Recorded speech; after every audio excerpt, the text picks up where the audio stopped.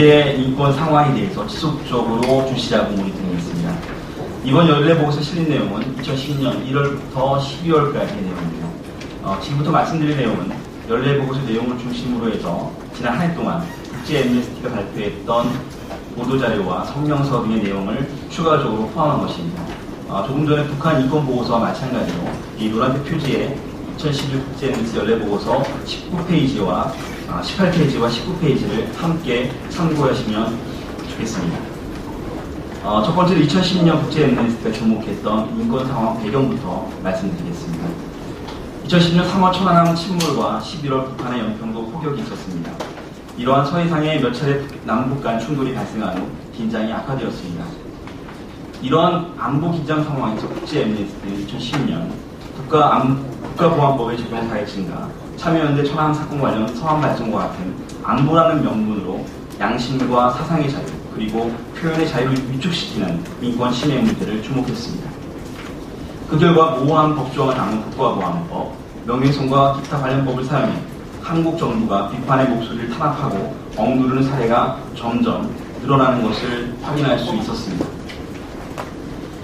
안보에 기반한 접근 방식은 공포와 위험에 초점을 둡니다. 이러한 공포를 통해 불안이 증폭된 사회는 어떻게 하면 인간답게 살 수 있을까라는 인권의 관점이 사라지고 안보를 논리로 하는 공포를 통한 정치가 인권을 위축시키게 됩니다. 천안함 사건과 관련해서 자유로운 논쟁과 정부 정책에 대한 비판이 허용되지 않고 형사 고소고발과 같은 형사 절차가 적용되었습니다. 이로 인해 민주주의의 기본이 되는 표현의 자유가 중대하게 제한되었습니다. 이런 문제는 또한 작년 5월 한국을 방문했던 표현의 자유 특별보고관이 우려했던 것처럼 표현의 자유 행사에서 위축 효과로 나타날 수 있습니다. 특별보고관은 공식 일정을 마무리하는 기자회견에서 우려한 것처럼 인권은 정의와 마찬가지로 이데올로기가 없음에도 한국 사회에서 표현의 자유가 정치화되고 있고 한국 법원이 표현의 자유와 관련해서 기소 건수가 많은 것은 표현의 자유 행사에서 위축 효과로 나타날 수 있다고 우려했습니다. 한국 사회는 여러 가지 공포를 만들어내고 있습니다. 경찰의 무력 진압을 통한 공포, 정부를 비난하는 이들과 인권 활동가들의 탄압을 통한 공포, 그리고 범죄자에 대한 공포를 부각시키고 불법 체류자가 사회 안정에 해가 된다며 이들에 대한 폭력을 정당화시키고 있습니다. 헌법재판소는 2월 사형제도가 합헌이라고 결정내렸습니다. 헌법재판소는 10월과 11월 각각 이주 노동자 사업장 변경 제한과 대체 복무를 인정하지 않는 병역제도가 기본권을 침해하는지 여부를 놓고 공개 변론을 열었습니다.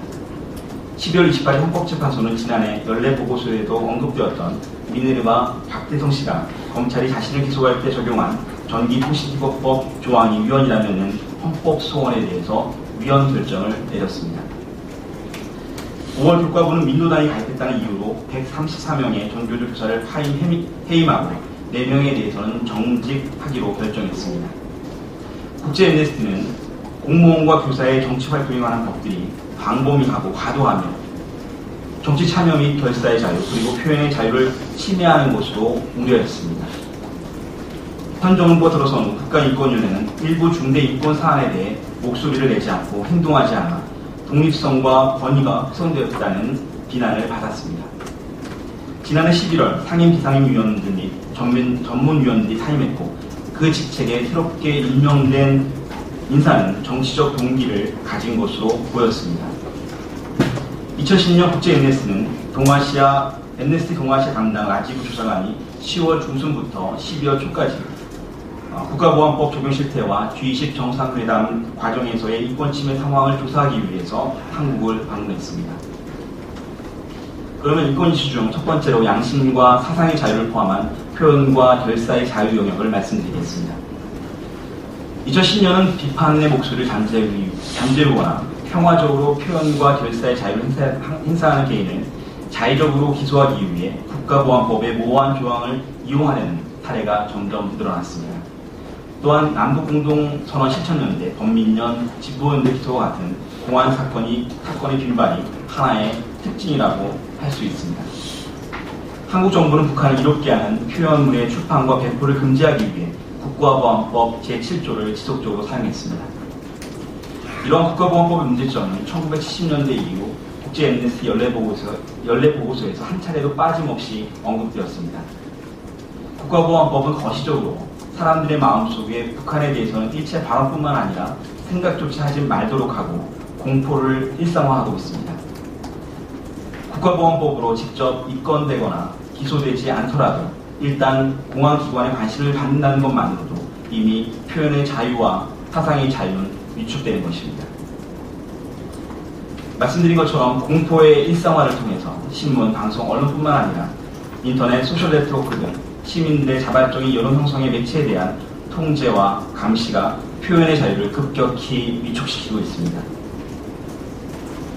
6월 검찰이 참여연대 활동가에 대한 형법상 명예훼손, 공무집행방해, 국가보안법 제7조 위반 혐의를 적용할 수 있는지 여부를 검토했습니다. 참여연대가 천안 침몰 보고서에 대해 의혹을 제기한 서한을 유엔 안전보장이사회에 보낸 데 대한 혐의였습니다.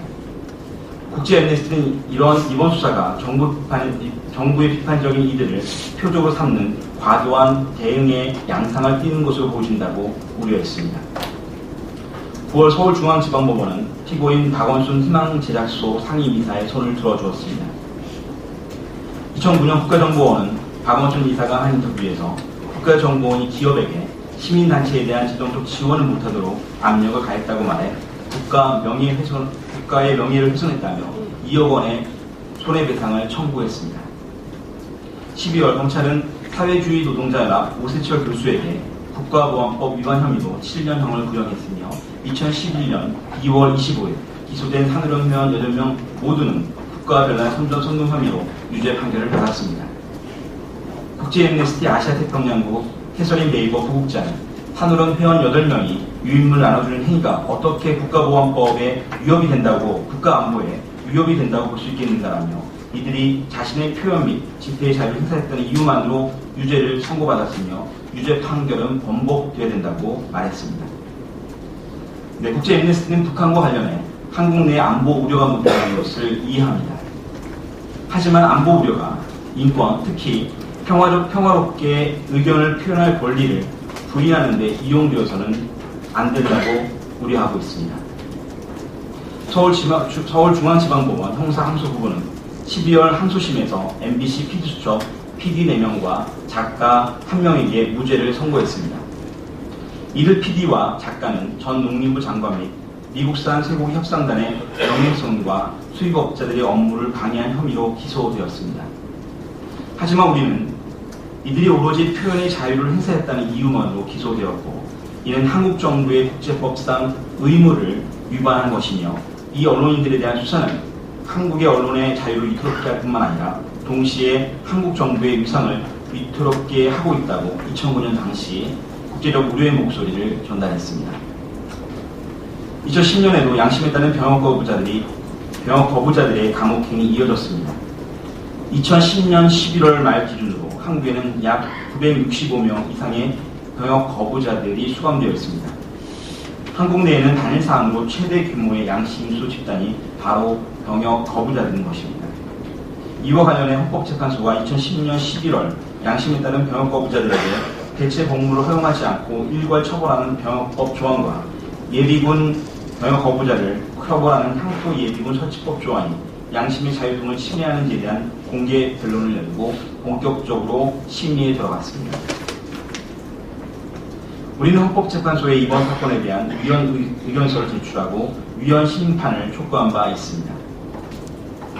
헌법재판소의 이번 심리와 유사하게 한국이 당사국으로 있는 시민적 및 정치적 권리에 관한 국제규약의 조약 감시기구인 자유권위원회는 2010년 4월 정의민 등 병역 거부자 11명의 개인 통보에 대한 견해를 발표하면서 한국 정부가 청구인들의 양심의 자유를 침해하며 규약을 위반한 것으로 발표했습니다.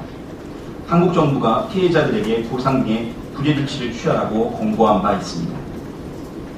다음은 집회의 자유에 대한 말씀을 드리겠습니다. 정부는 계속해서 평화적으로 시위할 자유를 억압했습니다. 주의식 정상회의를 앞두고 10월 1일 경호안전구역 내 시위를 금지하는 법을 시행했습니다. 주의식 정상회의를 앞두고 대다수 징계 부인으로 구성된 전투경찰이 대규모로 배치되었습니다. 11월 7일 G20 정상회의 반대 시위를 통제하기 위해서 접촉 시 좌절감을 유발하는 캡사이신액을 동원했습니다. 11월 필리핀 활동가 7명이 G20에 대응하는 NGO 간 회의 준비를 위해 입국하려다가 거부되고 강제 출국되었습니다. 이들이 인천국제공항에 구금되어 있는 동안 출입국 사무소 직원은 이들의 이름이 입국 금지자 명단에 포함되어 있다고 필리핀 활동가들에게 말했습니다.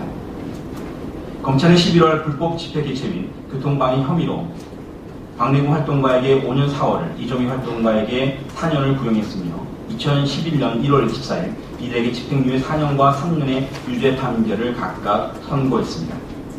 우리는 박래근 이종희 활동가는 평화적 집회와 표현의 자유에 대한 권리를 행사했다는 이유만으로 유죄 판결을 받았으며, 또한 경찰이 금지 통보를 내릴 수 있는 폭넓은 재량권이 있다는 것은 사실상 경찰이 시위를 허가하고 있다는 것을 의미하고, 이러한 재량권은 이견을 잠재우기 위해서 사용되어 왔다라고 우려했습니다. 다음은 이주 노동자의 인권 상황에 대해 말씀드리겠습니다. 헌법재판소는 10월 공개 변론을 열고 고용 허가제에서 이주 노동자들의 사업장 변경 횟수를 제한한 것이 위헌인지 여부를 다뤘습니다. 한국 정부는 G20 정상회의를 앞두고 미등록 이주 노동자에 대해 더 강력한 단속을 실시했습니다. 단속 과정에서 베트남 출신 미등록 이주 노동자가 사망하는 사건도 발생했습니다. 베트남 출신의 찐콩꾸안 씨는 11월 출입국 사무소 직원을 피해 도망가려다 당시 일하고 있던 가산동 소재 공장 건물에서 뛰어내려 사망했습니다. 2011년 들어서는 서울, 경기, 인천 이주노조 미셸 위원장이 강제 출국될 위험에 처하게 되었습니다. 서울 출입국관리사무소는 미셸 위원장이 출입국관리법을 위반했으며 그가 부정한 방법으로 비자를 받았다는 결론을 내리고 3월 말까지 출국할 것을 명령했습니다. 우리는 미셸 위원장과 관련해 전 세계적인 긴급 구명 활동을 전개했으며 출입국 외국인 정책본부가 미셸 위원장의 체류 지위를 회복시킬 것을 촉구하는 성명서를 발표했습니다. 또한 계속해서 미셸 위원장의 소송이 진행되는 동안 모든 출입국 관련 집행을 중단하고 법원의 결정을 따를 것을 촉구하기 위해 법무부에 공개 서한을 발송했습니다. 마지막으로 사형제도에 대해서 말씀드리겠습니다. 2010년은 헌법재판소의 합헌결정, 곧이어 법무부 장관의 사형 집행 시사 발언 등 사형제도 폐지의 흐름에 있어 일정 부분 후퇴가 있었지만 국회 내에서 사형제도 폐지에 대한 공감대가 확산되는 등 긍정적인 발전도 있었습니다. 2월 헌법재판소는 5대 사회 의견으로 사형제도가 헌법에 위반되지 않는다고 선언했습니다. 이 같은 결정은 지난 97년 7대2의 결정에서 상당히 앞선 것이며 헌법재판소는 합헌결정을 내면서도 사형제도 존폐가 입법부에 의해서 결정되어야 한다는 부분임을 강조했습니다. 10월 6일 사형 폐지의 날을 맞아 한나라당 주소명 의원, 민주당 김부겸 의원, 자유선진당 박선영 의원, 민주노동당 이정희 의원, 창조한국당 유원일 의원, 진보신당 조승수 의원 등 6개 정당의 대표적 의원 6명이 사형제도에 반대하는 공동선언을 발표했습니다. 이 행사에 뒤이어 한나라당 주성영 의원이 11월 20일 사형 폐지 특별법안을 제출하면서 국회 내에 계류 중인 사형 폐지 법안은 총 3개가 되었습니다. 이 법안은 모두 현재 법제사법위원회에 계류 중입니다. 2010년 12월 31일 기준으로 확정 사형수는 총 61명입니다. 이제 보고를 정리하겠습니다. 인권의 관점이 사라지고 안보를 논리로 하는 공포를 통한 정치가 인권을 위축시킬 때, 또한 공포가 일상화되는 시기에 불만과 불평이 건설적 대화를 통한 해결책으로 이루어지기 위해서는 정부의 개방성과 관용이 필요합니다. 자유는 억압의 대상이 아니라 장려해야 될 자산입니다. 이상으로 대한민국 인권보고서 발표를 마치겠습니다.